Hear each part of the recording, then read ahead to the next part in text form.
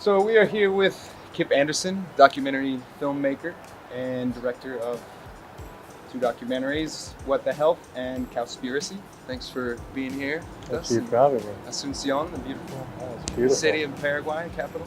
So I kind of wanted to just get an idea of like how you came into this world of documentary filmmaking and your passion for activism as far as, environmental causes and the meat industry and veganism. What kind of sparked that interest initially? It all started when basically, when you see Cowspiracy, you see my journey where it all happened at once. I saw a video of how milk is made, how cheese is made, how eggs are made, how meat is made. It's a 12-minute video called Meet Your Meat. It's on YouTube. And then also at the same time, saw that the leading cause of environmental destruction, whether it's tearing down the rainforest to greenhouse gases to water destruction, water contamination, every single thing, the number one cause is from meat and dairy, the meat and dairy industry.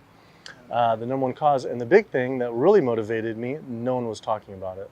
So there was no one was talking about it really got me going, and that's when I started realized someone needs to step up and film this and document and let everyone know the truth. So, I mean, you're down in Paraguay, and it interests me to know like what brought you here.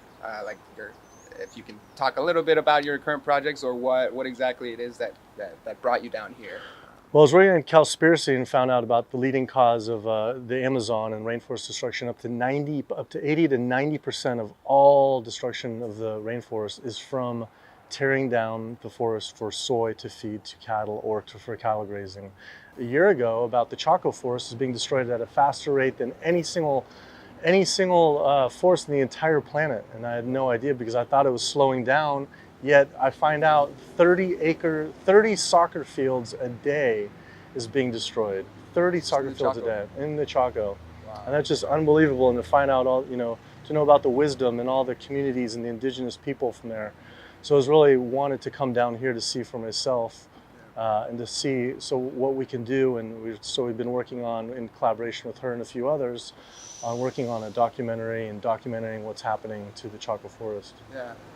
With your travels in Paraguay, have you seen anything that's really kind of, changed your opinion or changed your mind on certain things or even enlightened you more than before? If anything, it's really solidified. When we just came back from a weekend of it was called the Gathering of the Earth Souls, and it was the first time in history all the tribes, indigenous tribes, have got together, and we put on a platform and a gathering where they could share their experience and what's happening. The first time they've ever come together, they share their own ceremonies and to speak. And so to put a face to the forest, the people who actually live there, to see them being kicked out and they're living, out of their own homeland with nothing to show for it and trying to deal with that really hits home. And then we're driving around and seeing just hectares for the eyes can see of soya fields. And It's just like, oh. And then finding out we went to Foz do Iguaçu, like, oh, can we swim in this river? No, you can't swim in this most beautiful river I've ever seen in my entire life because of the runoff from the soy fields and runoff. So all these rivers that are here, and it's like the veins of the blood of Paraguay and South America, they're being contaminated just like when you're eating these products, your veins in your body is being contaminated with cholesterol. The same thing is happening with the nature of South America. So it really hit home to see this firsthand. Yeah. Thinking about how, countries like, especially Paraguay, so much of their economy depends on agriculture. They're huge their main exports are meat, soy, sugar.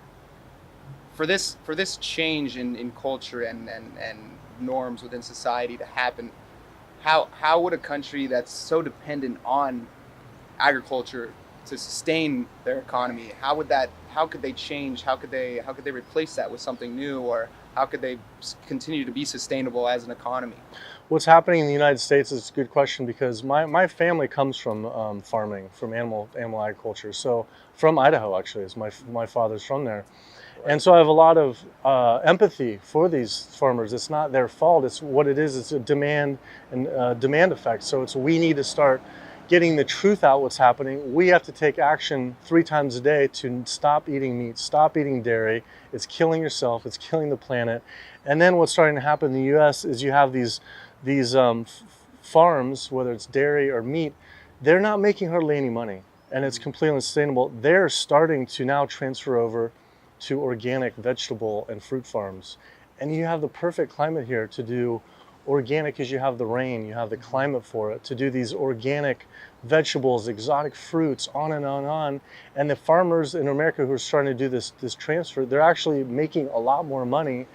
And they're actually doing Ireland too. There's this great 5-minute documentary I saw. Someone in Ireland's doing the same thing, and they're making more money. But the big thing is their heart. They share about how they're finally at peace with themselves, that they're out of this destructive, just deadly, bloody industry. So it's a lot of it's a process, but it's happening. Yeah. I don't know. Is there any special? Is there any message that you'd like to convey to the Paraguayan people about what you've been doing with your films the last few years? I mean, whether it's the importance of deforestation, of understanding the problems of deforestation, or the meat industry, or the vegan diet. Is there anything really specific that you'd like to get across? Just that Paraguay is so incredibly beautiful, and Paraguay is defined. When you think of Paraguay, you think of the forest. You think like this is your identity of who you are as a personality. And when your personality is being taken away and someone else is kind of controlling your personality, that it's not you. So remember, this is who you are, Paraguay, who you are. You're beautiful, harmonic, and you're the forest. You're one with nature. And then that one with nature becomes one with yourself, your own body. So it's all about health. When I think of Paraguay, I think of vibrant health, not only in the environment and the forest, but the personal health. And when you just take the simple choice of sharing the truth of a plant-based diet and to stop eating meat, and just to let the animals in peace, let your body at peace, and your incredible country at peace, then again, be part of history, be on the right side of history, and just incredible, beautiful country. So, and see it happening too. So it's great.